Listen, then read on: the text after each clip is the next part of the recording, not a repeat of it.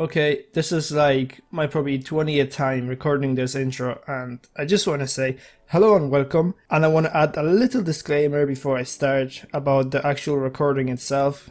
There seems to be a shaking effect throughout the video. I don't know how to fix it. It must be a bug in my recording software. But anyways, with this out of the way, enjoy the video.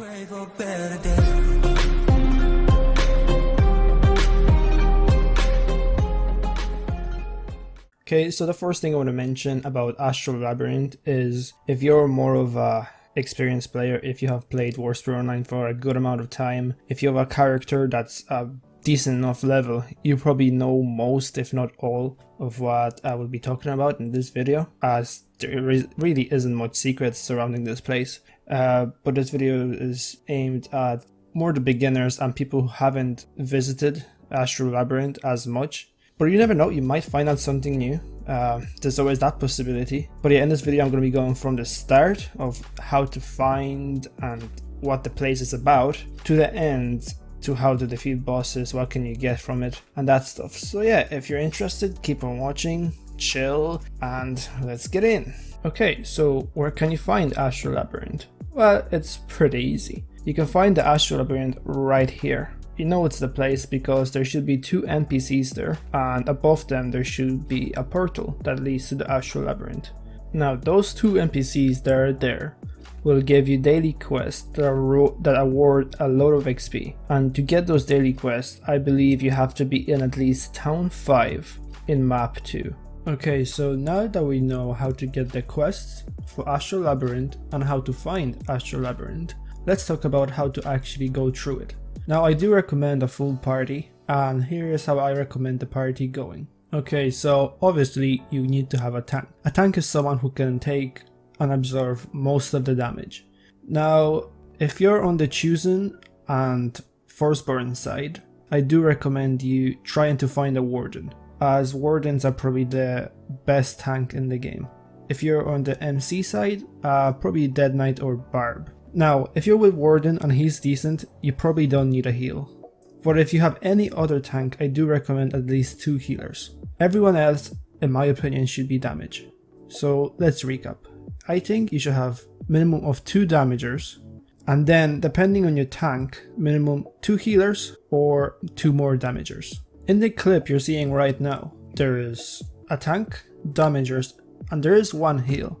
The one heal there is mainly just because the guy needed to do quest. The Warden is fully capable of going through the lab alone without any heals.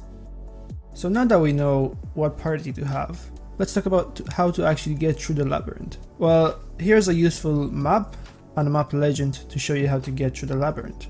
On the bottom left is where all the mountain clans and the Forsaken will start. And on the bottom right is where Firstborn and Chosen will start.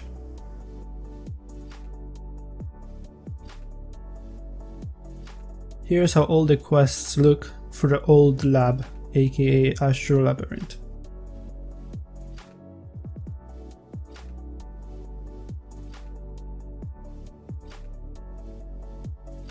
I will now show you clips of bosses from Chosen and Firstborn side. However, the first few bosses from Mountain Clans and Forsaken are different in looks, but they have the same stats and they drop the same items. Let's roll the clip.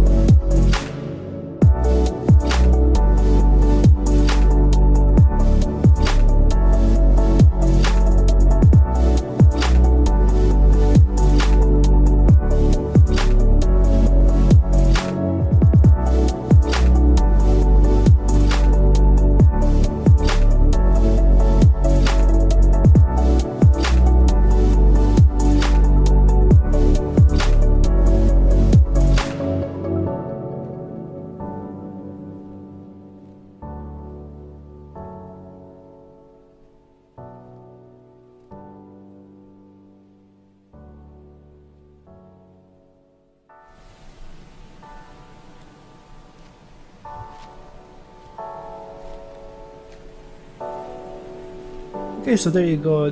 You had all the video of all the bosses and their statistics beside it.